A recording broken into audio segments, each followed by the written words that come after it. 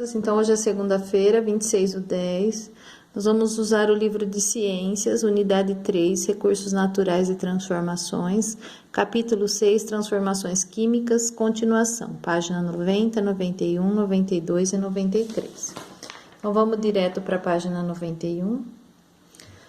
Aqui, ó, observa as imagens e no caderno descreva em detalhes cada transformação. Então, aqui a gente tem um ovo cru, que foi colocado na água e vai passar por um processo de cozimento. Ele vai se transformar o quê? Num ovo cozido.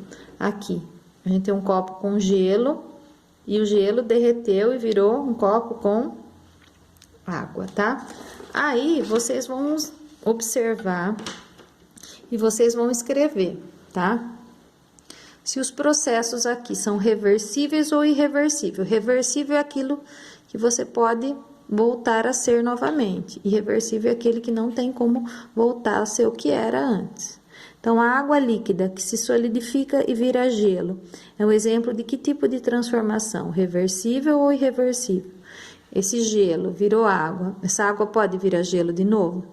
Se ela pode virar gelo de novo, é reversível. Se ela não pode, é irreversível. Ao queimar uma folha de papel, promovemos uma transformação irreversível. A folha de papel queimada, ela pode voltar a ser folha de papel? Ou não pode mais? Ou irreversível. Quando um ovo é cozido, que nem aqui, esse ovo cozido, ele pode voltar a ser um ovo cru?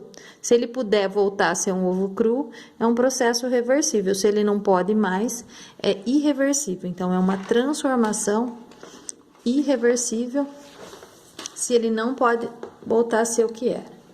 Aqui tem um experimento, tá? Vocês vão observar, a tia vai explicar para vocês esse experimento. Então, aqui, analise o procedimento mostrado abaixo. Depois, troque ideia com seus colegas e responda.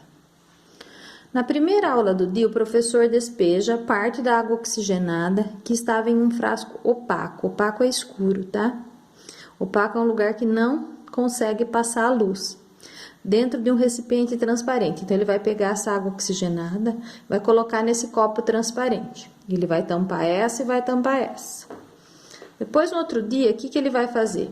Ele vai pegar a água oxigenada desse vidro opaco, que não recebeu nenhum tipo de luz, vai cortar uma rodela de batata e vai pingar essa água oxigenada aqui.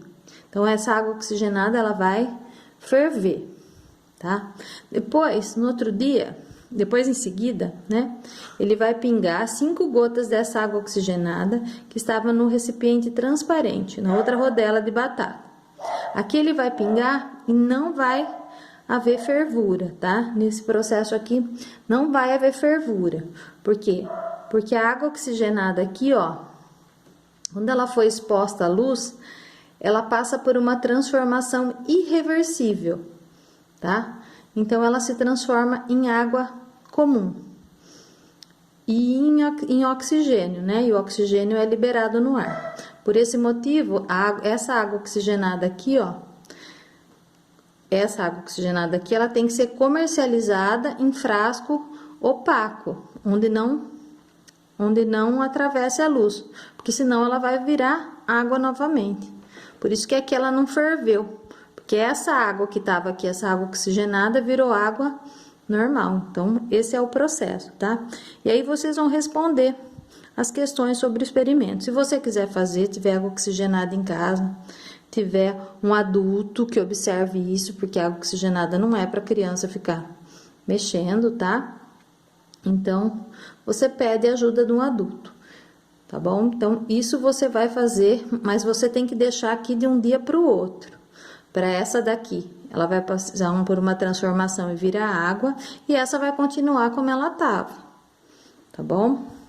Agora, na página 92. Natural ou sintético? Vamos conhecer alguns materiais sintetizados pelo ser humano. Ao analisar as embalagens de diferentes produtos utilizados no dia a dia, você já deve ter observado que nelas vem indicado o nome do técnico ou químico responsável, que foi quem elaborou, né, quem pesquisou, quem fez aquela embalagem. Então, leia a entrevista a seguir e descubra o que fazem esses profissionais. Conheça também alguns produtos criados ou inspecionados por ele. Então, essa daqui é uma química, né? Uma profissional da área de química, Maria Eunice Ribeiro. Ela é uma profissional dessa área. Então, você vai ler o que faz um químico, né? Quais os produtos que ele consegue fazer, ó. O químico investiga processos que ocorrem na natureza.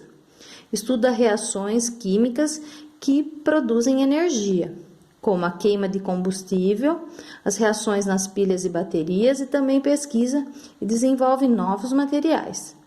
Madeira, pedra, pele de animais são exemplos de materiais encontrados na natureza. Você pode dar exemplos de substâncias e materiais sintéticos inventados pelos químicos. Então, a madeira, a pedra e a pele do animal, o químico ele não vai criar, tá?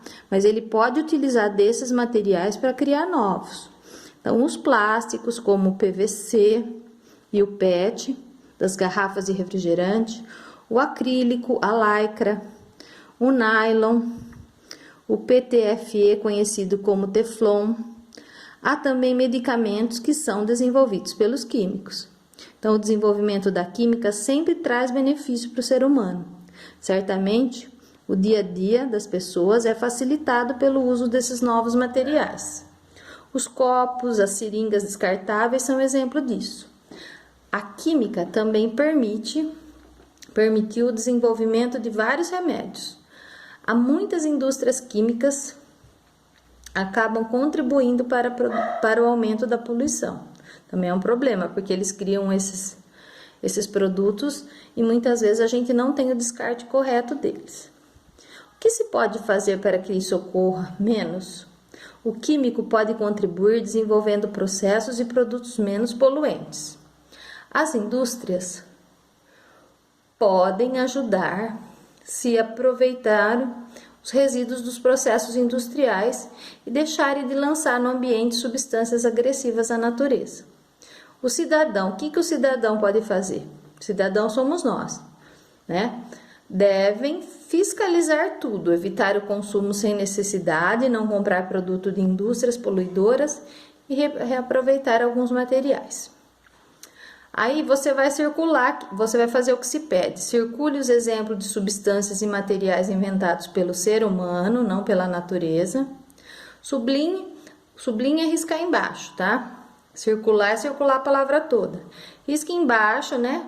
Os exemplos do que você pode fazer para que não ocorra poluição por indústrias químicas.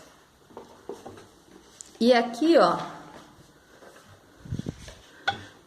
são os tipos de materiais, tá? Com base na leitura do texto, materiais. Aqui você vai escrever materiais, naturais e sintéticos. Você vai dar exemplo de materiais que veio da natureza, que tem ali no texto, né?